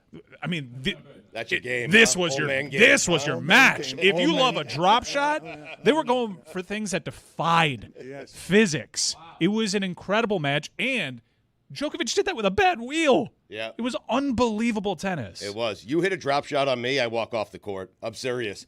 Either we're going to pound it out from the baseline, you and I, or we're not playing. I mean, seriously. Put it on the poll. After 50, does a drop shot defeat you? After 50, does it? I played Joe Rose once, many years ago. No, that's Cody's game. It's all drop he shots. He drop shot and lobbed me. Drop shot and lobbed me. That's all Greg Cody's entire game. Drop beat me shot. 6-1. Not the worst way to get hit in the junk pole vaulting, by the way. You can go up and then on the way down hit the top of the pole, your own pole. He hit the crossbar. You can kind of get spiked by your own pole, on the way down. Or like if you're going up and then you change your mind, sometimes it'll snap back and then you get the snap back, boom, right there. Ooh, the shish kebab is not a good one. All right, number 1, the Turkish shooter. Oh, that's the story. I mean, this guy, look at him. Dan, we talked about it early, I think on the last Olympic Top 5. We talked about how the air pistol shooters had all this tech. They had like a magnifying glass and like a blindfold and like they had all these suits and armors and whatever. My buddy pulls up right here. I don't know his name. Doesn't matter. He's got his Guy looks hand. like Juan Diaz, our old engineer. He does look like Juan Diaz. He's got his hand in the pocket of his jeans, and these people are very precise with the equipment they use. And he's just out there winning the silver medal by staring your dead ass in the eyes with glasses. Normal glasses. No, this guy just made himself an action star. Like if Liam Neeson and all these people can do it in their 70s, this guy pulling up to the Olympics, getting a silver medal with his hands in his jeans. Hands in his jeans, just like a turkey shirt that they gave him. They're like, hey, put this on. He's like, all right, let me see. Look, we have a picture right now on screen of what other people use to make sure that they're focused in on the target, right? They've got a blindfold. They've got a magnifying glass. I don't know what everything looks like. But this guy pulls up. Looks like he just came out of a bar. They said, hey, you can't smoke in here. So he put the cigarette out. He stands there with his hand in his pocket and is all right. It's good. Here we go. What do you look at? Right? Bam! Right there. Silver medal. Winning gold. That's right. Stugotz is taking Get off the couch. Take your hand out of your pants and win a gold. I mean, might be the 3rd worst financial crisis of our lives. Oh, wow. Government bonds, baby. All my 90-year-old friends who are saying, protect yourself. They're going to call you today. I told you. Yeah. I might actually have to be on OnlyFans after this. Work until I die. The pole vaulter can establish some sort of commercial career off of the story, the headline, because not that people are reading newspaper headlines anymore, but Olympic dreams shattered by own penis. He could turn that into a marketing opportunity, could he not? Yeah. Yes. I mean, adult film, certainly. That's going to be there waiting for him. He's only 21. There's the Big Brother house. Still growing. Love Island for sure. There's lots of TikTok. There were a couple of local stories that I wanted to get to today, including Stugotz, Tyreek Hill getting a restructured contract for $90 million, $65 million guaranteed. The Dolphins think it's win in the next 3 years with offense, and the Bills are down Stephon Diggs, and the Bills have been better than the Dolphins for a couple of seasons now. Yep.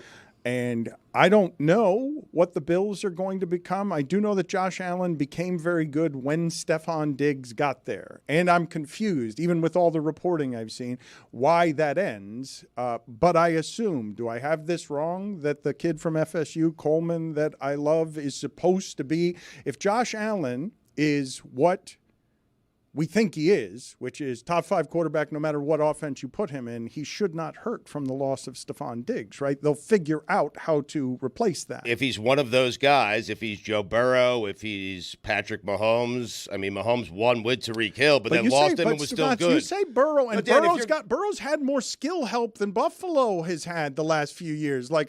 And now when the money comes calling, you're going to lose somebody like T. Higgins eventually because Burrow's had more help than Josh Allen's had in his offensive huddle. That's totally fair. I'm agreeing with you when I say that, yes, Josh Allen should be able to get it done regardless of who his wide receivers are. Yes, he should be.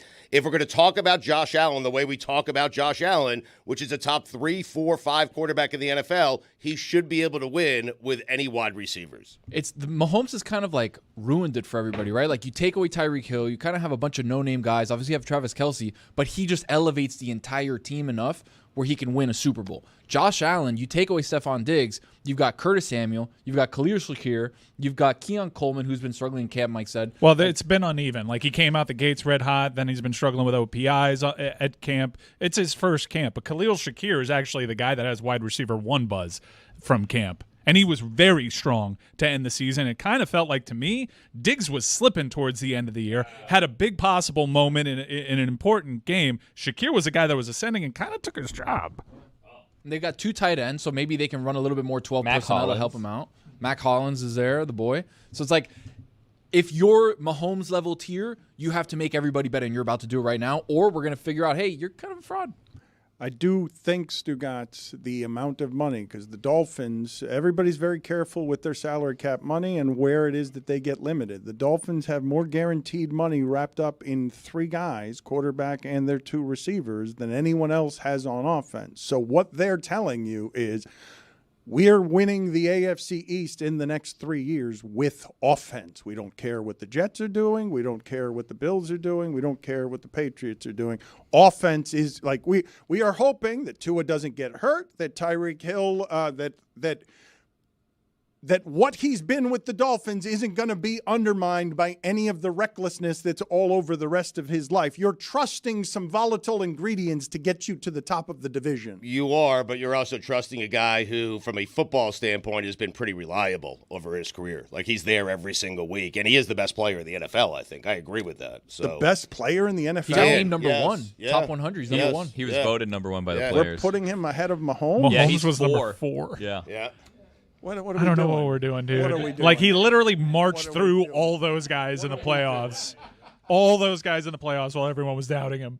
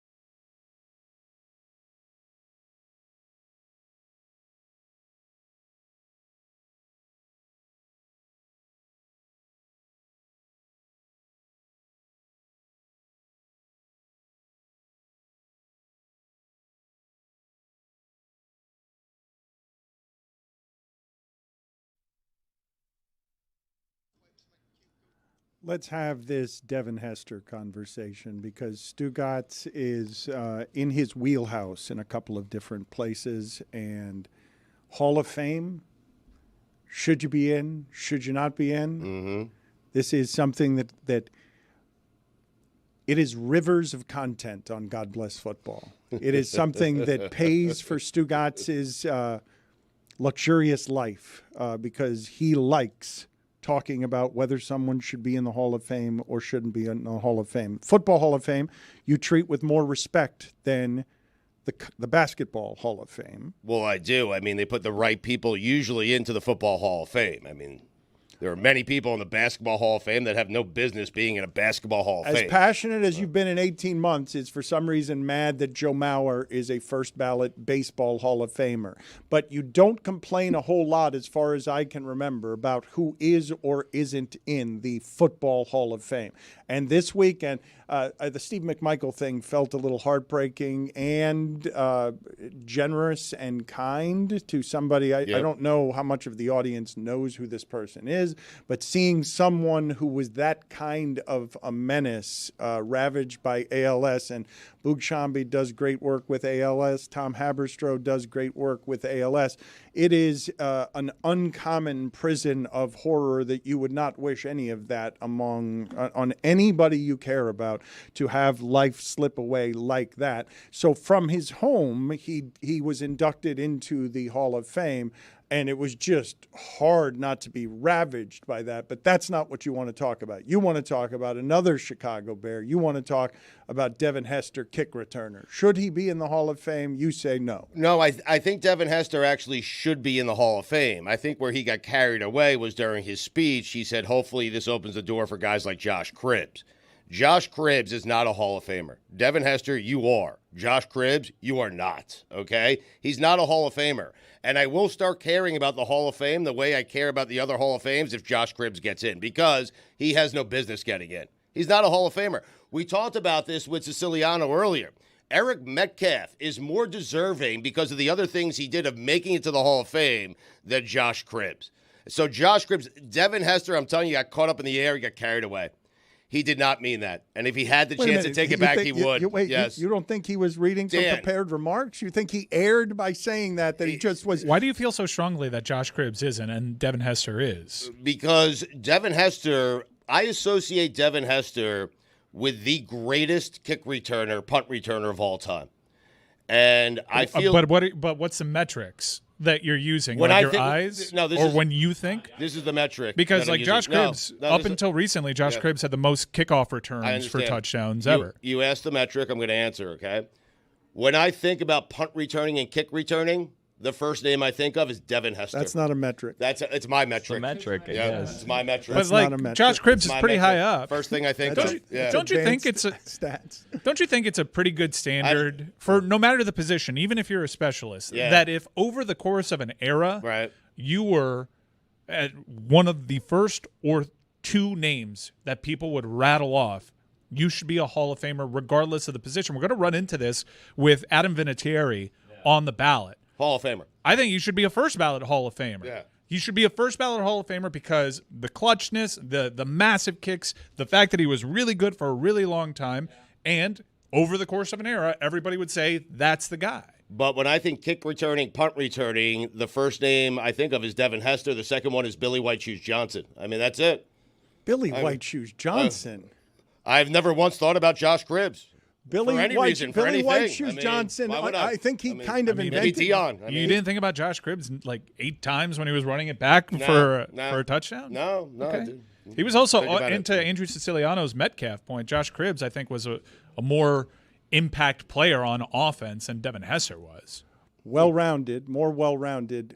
Billy White Shoes Johnson, I don't know if he invented the celebration or the spike, but I associated him with a knock-knee dance of some sort that I believe I think he sort of created the end zone celebration, but pioneer, yeah. But the metric that Stugotz is using that is not a metric, which is when I think of kick returns, I think of Devin Hester, and therefore that's the only Hall of Famer. I'd like to put that off to the side for a second and return to it because I do like that because I think I side with Stugotz on this. Your numbers be damned. Thank you. But because that's how people do the Hall of Fame. Like, that is how they do it. That's not how the voters do it. That's not people with... That's how they should be doing it. Well, I mean, yes. I'm not taking anything away from Devin Hester by saying guys like Brian Mitchell, guys like Josh Cribbs, they should be in this conversation too because they were... If you thought Hester was better, okay, but he wasn't much better. Okay, but I'd like to put this off to the side for a second and have a different conversation. And I'd like to object vehemently to what you're saying about Adam Vinatieri. All I am willing to give you at the Hall of Fame for the kickers is a place out back. Oh, man, that's disrespectful. Really? Okay, with all due respect. Ever? Punters as well? With all due respect. Good question. Because Red Guy's in there. They can put whoever they want in the Hall of Fame. I'm telling you, in my Hall of Fame, you get a guest house out back.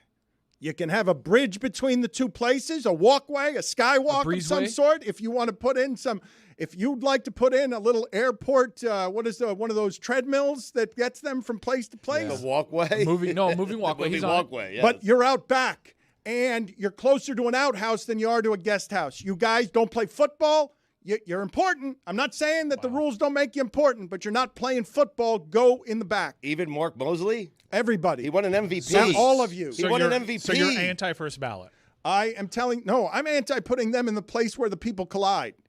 Put them in the back playing a So you're saying the structure itself is not connected to the house. It's connected by a walkway. By a breezeway. Hold on a second. Because They don't get a bust either? They can have a bust, but it has to stay. It has to remain in the guest house. It can't come out in the front. They get a bust. It's because they don't get hit? It's because they don't play football. Well, hold on a second now. So, is there going to be another house in the back for quarterbacks who now can't get hit? In the future? No. This generation of quarterbacks can't get hit. I didn't make the rules. Do they get? I understand. You are making the rules. I understand. I understand what you're saying. I'm asking a question. The quarterbacks get the master bedroom of the Hall of Fame house. They get the master bedroom. We say main bedroom now. Yeah. All right. Yeah. Thank you. Primary bedroom. Yeah, Yeah, Dan. Different time, Dan. Jeez, My bad. Louise. 2024. My goodness. My main. You Add it never spent your My COVID bad. nights looking My at bad. Zillow, apparently. Add it to the list of places where I was unaware that we were using dirt. May I learn that for the rest of my career, just like that. I'm learning it in real time. The main bedroom is what the quarterbacks get. Kickers, guest house. If you want to visit, walkway. You can bring your bust with you under your arm if you want. Can they visit the main house? The bus doesn't stay in the main house. Is there a pool? Is it a pool house? Yeah. There's over the walkway. There's a pool. They can be in the pool. They could do. So it's like So the they Fresh have Prince of access. Bel-Air Yeah, they got guest house. Like where Hillary lived. Yes. What if a kicker wants Tragic. to go to the main house? What Does happened the to kicker Trevor? need an invite from a quarterback? No, they can visit the main house. They just can't stay there. They have the that's amenities They had the of amenities. the house. It was a Right. pretty sweet deal in Fresh Prince. Huh. Pretty sweet deal. I like They're it. they're Got the gym adjacent. access, you Nobody got the else. Hey, pool. nobody else can get into the kicker's guest house. Like it's not a place for anyone other than kickers. Oh, the what kickers. about long snappers? There are none of those in the Hall of Fame. No, are there? and that's Not a yet. shame. Yeah. Because Well, if no, you're they the could be in- greatest they ever, could be in the outhouse behind the kickers. The long snappers can. But they they could be in The have shed. collision contact. A lot of though. equipment. They do. the shed is even better, well, Roy. not so much anymore. Shed. The shed is even better because the outhouse it's ancient. Does Ed Perry get in? Is it a wood shed? Wow. Right next to the weed whacker. If It is- things go poorly inside the main house, they take them out behind the wood shed. Yeah, I got what you were doing there. Because Ed Perry was also TE3, TE2 sometimes. Yeah, but he can't be in the Hall of Fame for anything he did as a tight end. No, but as a long snapper, Yeah. he was a name. That name can be in. I'm okay with what Roy When is you saying. think long there. snapping. Ryan Point Brand. The shed. There's some rust on it. Didn't Mike Leach put a kid in a shed once? I believe Allegedly. that. I believe He that did, was yes. Craig James's Craig son? James's Yes. son. Yeah. That's a form of Complicated punishment, legacy. Yes. Well, Yes. wait a minute though. That one was. I don't know what the What real, of it? what the real story was there, but I'm pretty sure Skipper or ESPN got sued by something that happened there. So good work, Billy.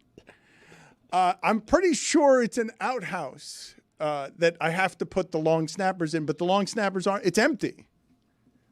That's a shame. You'd agree that if you were the best at something in NFL history, if I was the greatest long snapper in NFL history, I belong in that building, or at least adjacent to the building. Wait, so the shed, who goes The in building that doesn't have a living facility, even though the owners told us that there would be an assisted living facility over there, and they had all sorts of fanfare and press releases, and then the owners just up and decided, hey, we're not going to fund this anymore. Here's an amusement park instead. An assisted living facility would go to some old players. I don't know what position it is that they would play that would also be on the property. But the shed, what goes in the shed, because I believe there are broadcasters and writers and others that are also in the Football Hall of Fame. Who do we put in the outhouse? There are no long snappers in the Hall of Fame. You're putting Peter King in the outhouse? I mean, That's Dan. what are you doing? Frank DeFord? I was asking about the shed. I don't know whether I put Shed, that's better? I mean, think the they shed- all belong yes. Peter in the King. same building. Next to the I hedge think trimmer. people can read the plaques and realize, oh, this person didn't get hit that much. I will, in my own mind, take inventory of that. You got to get hit some. I understand Billy's point about the quarterback. They've changed it more. I don't mean to throw a wet blanket on this, but if you read about Bernie Kosar the other day and what football has done to his body, the quarterbacks deserve their spot in the Hall of Fame. The kicker's got to go out back. Yeah. No, I think Billy's saying Mahomes, not a Hall of Fame. Well, I know. Whoa. Billy did well, not you said say quarterbacks that. that are playing these days. No, I asked Dan if by his standards, players not getting hit. Tom Brady. should They be changed another the one. rules all for Tom Brady. So you're saying he shouldn't be in the Hall of Fame. That's a No, hotter take than his no. Simone Biles take No, today. I did not I can't say believe that. you're running with that take, You Billy. guys You said he- well know that's not what That I'm is saying. what said you it. I heard him Did say not it. say We that. all I'm heard just you say asking that. I heard you if say it want 3 a thing. times. Asking the questions. You Just did say asking a that. question. I'm asking said by Tom your Brady. rules if they should have a separate house. That's all I'm asking. You sent Tom Brady to the kicker's guest house. I would never. I would never. You said he doesn't get hit.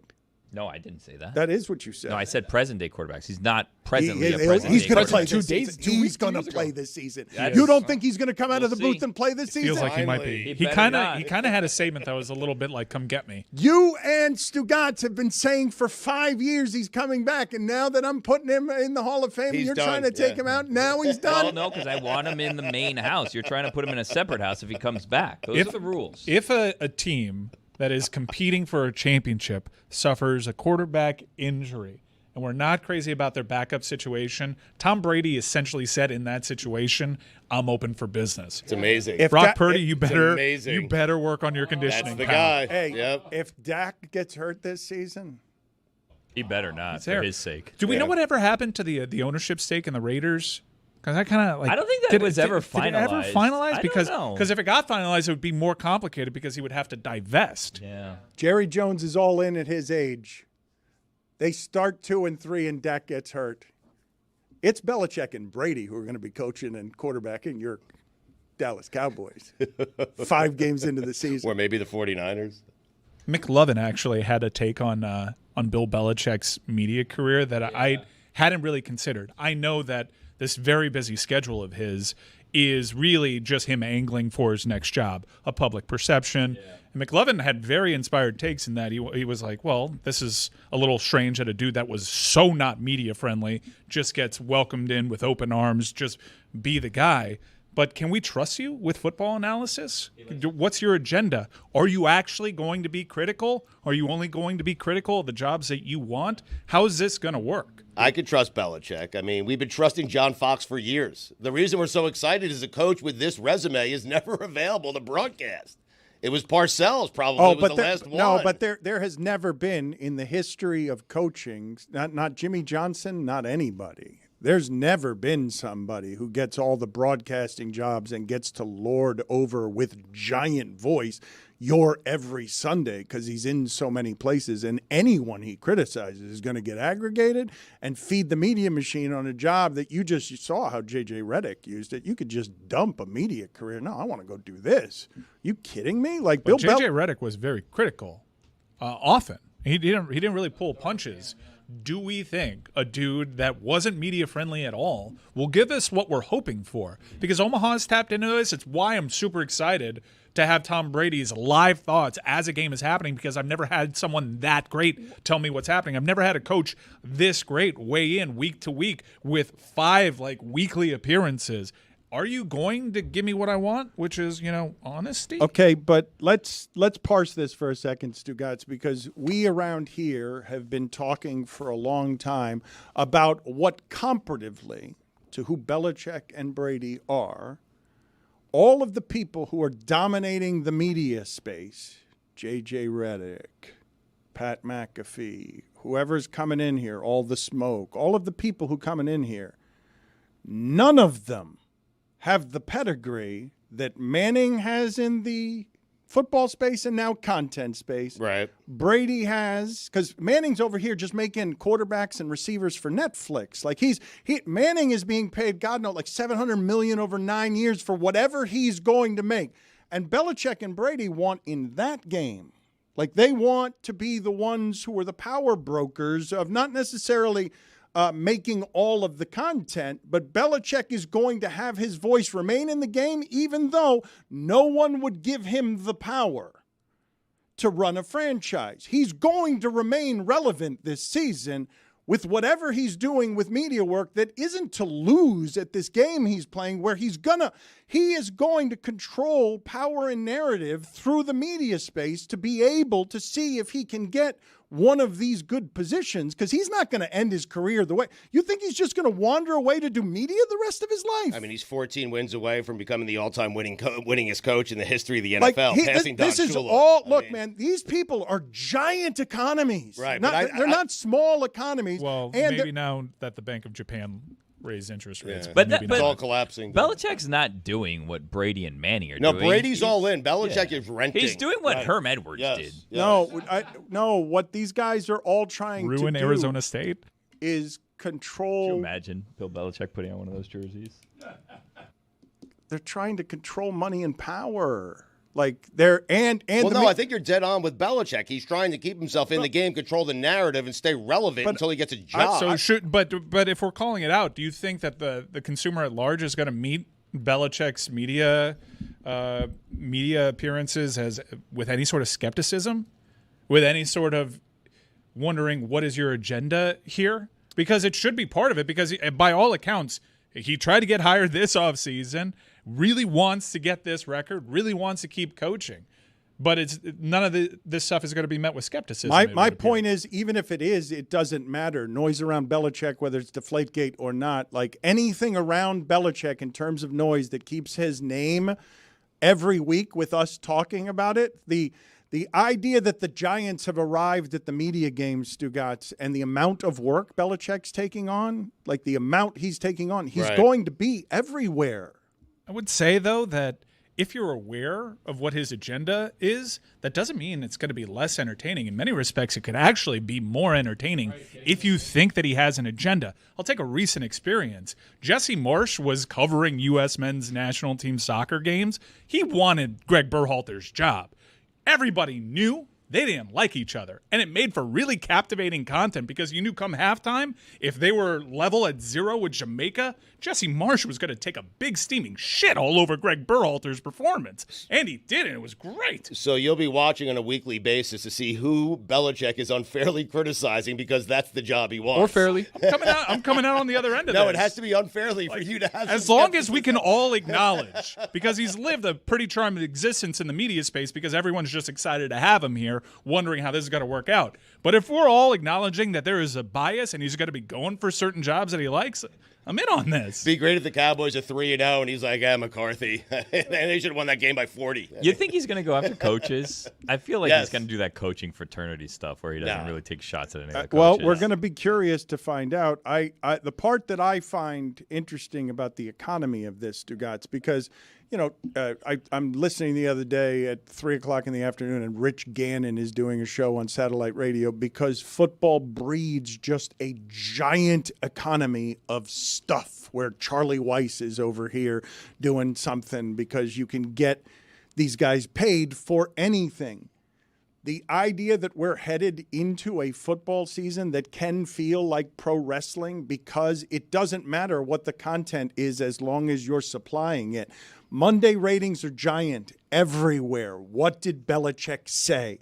What did Brady say? The Patriots are going to dominate football while not being in it.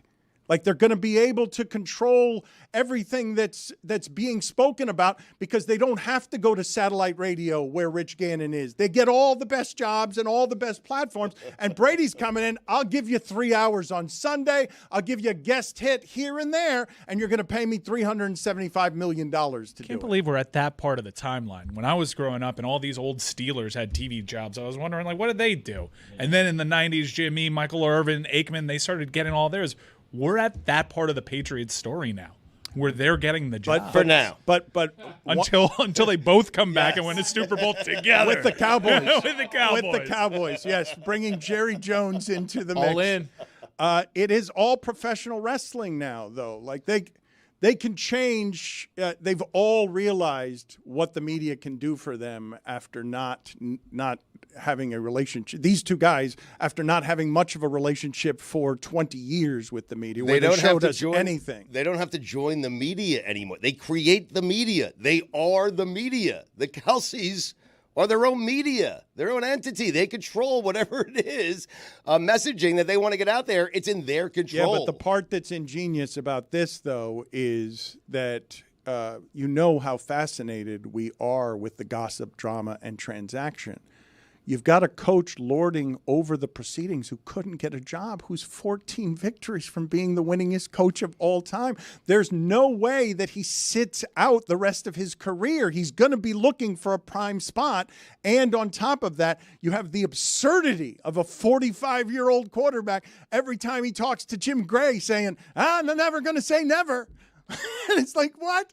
What? So Brady's going to feel the itch. It's a spike every time he 11 says games it. into the season, he's going to say, I don't know, somebody's Jared seven. Goff went down. Wait a somebody's second. 7-4, and they're close, and I can just get in there and play 7 games. Can Brock Purdy throw a slant if he's looking over his own shoulder?